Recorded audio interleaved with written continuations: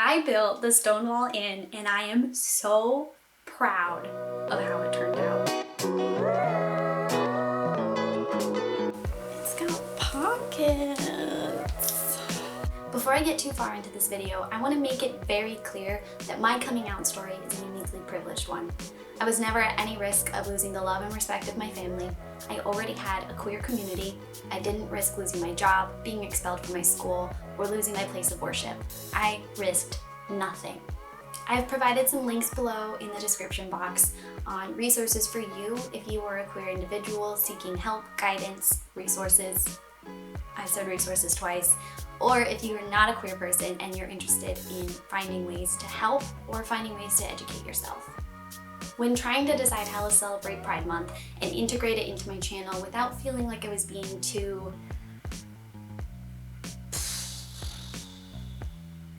I don't know the word that I want.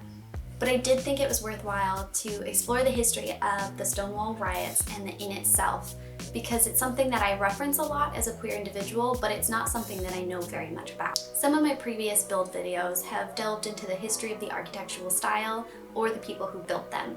That's not what this video is about. This video is about celebrating queer achievement and queer stories. So while I did build the Stonewall Inn, and at least the exterior is very accurate in my opinion, this is not going to be a video about the Stonewall riots, nor really the inn itself. If you're interested in learning more about the history of this iconic landmark, I've listed some links down below. I built the Stonewall Inn and I am so proud of how it turned out. So insanely proud. I've been working my butt off for the past 3 days on making this for you. I did make a base game version of this. It's not what's featured in the video, but it is on the gallery. You can search by going to my profile or just use the hashtag SberryGames. The biggest difference is really just in the number of activities. The full-fledged bar, which I show in this video, has karaoke machines, a bubble blower, oh my god, what's it called? The bullseye. It's also got some board games. It's got a lot more stuff to do. So the base game build does have a room that's closed off just because I couldn't fill in that space and I didn't want it to feel or look empty when you were playing with it. But it is great if you don't have too many packs as a starter, and then you can add the activities that you want for your bar. Now the real Stonewall Inn probably doesn't look like this in the inside.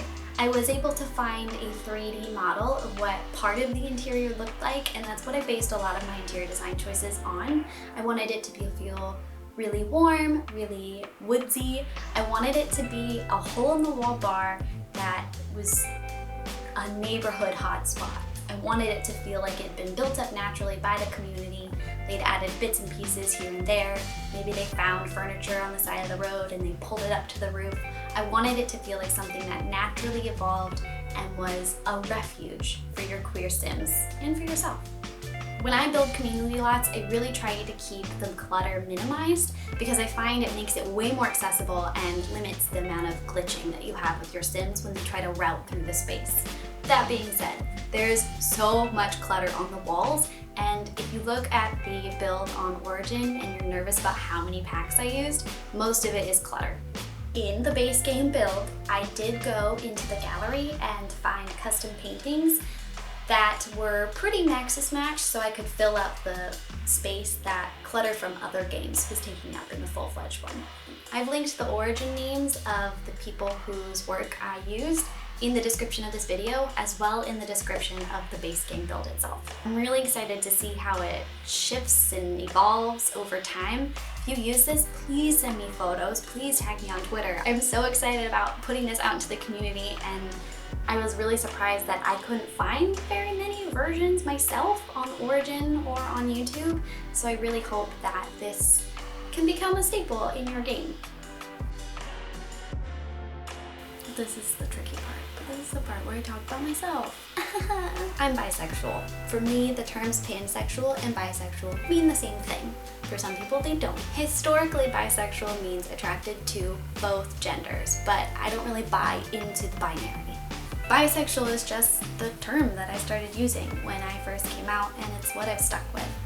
And the flag is really pretty, but whatever. I like people for who they are. It doesn't matter on how they present in terms of gender roles or stereotypes or what body parts they may have. That's not part of my decision to like somebody. I came out as bisexual the summer of 2015, so about 5 years ago. I used to work at a summer camp every summer, and this year, 2015, I went to camp and I had a boyfriend. I was not looking to get into a relationship with anybody. I was just looking to make friends and visit my old friends. But there was a girl. She was Australian, and I couldn't stop looking for her in every single room I went into. Anytime that there was a group discussion, I wanted to talk to her, stand near her. I kind of sort of stalked her a little bit, but like, it's fine, we're married. I vividly remember having this moment where there was a group of us walking back to the staff house and she was arrogantly flirting with this other girl. And I vividly remember thinking, why are you flirting with her when I'm right here? Like, you could be flirting with me instead.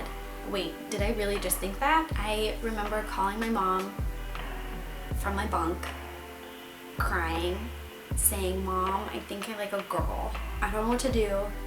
And I waited for a beat. First thing she said was, maybe you should tell your boyfriend. I was so grateful for that. That was her response. And looking back, like, I knew I was never again at any risk of losing my family members' love and respect, but I still am so grateful that that's what she had to say. She didn't say, I accept you. She didn't say, I love you anyway. She didn't say anything that implies that this wasn't okay and normal. Her first response was just addressing the issue at hand, which is that I was in a relationship.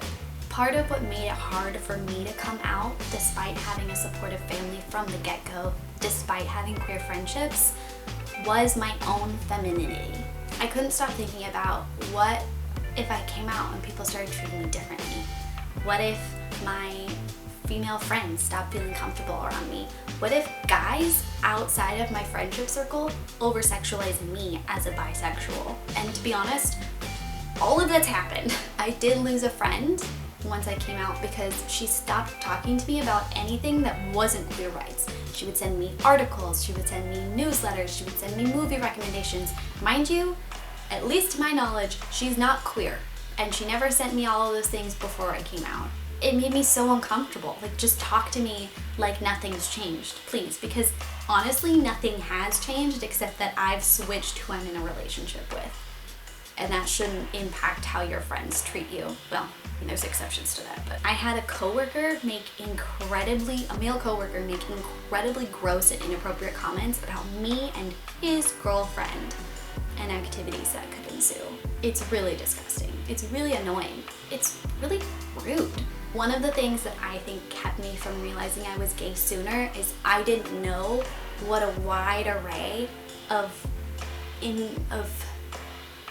personalities, identities that exist within the queer community.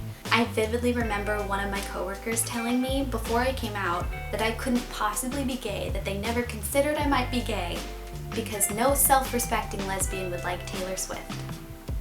First of all, people can like women that aren't lesbians. Bisexuals are not pretending to like men. They're not pretending to like women.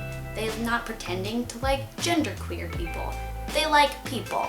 Leave them alone. Stop analyzing who they're in a relationship with. It's none of your business. Second, I know so many queer people who enjoy pop culture, who enjoy Taylor Swift, who enjoy things outside of queer history, outside of queer culture. If you are queer, you're queer. Done. That's it. That's the only box you gotta check.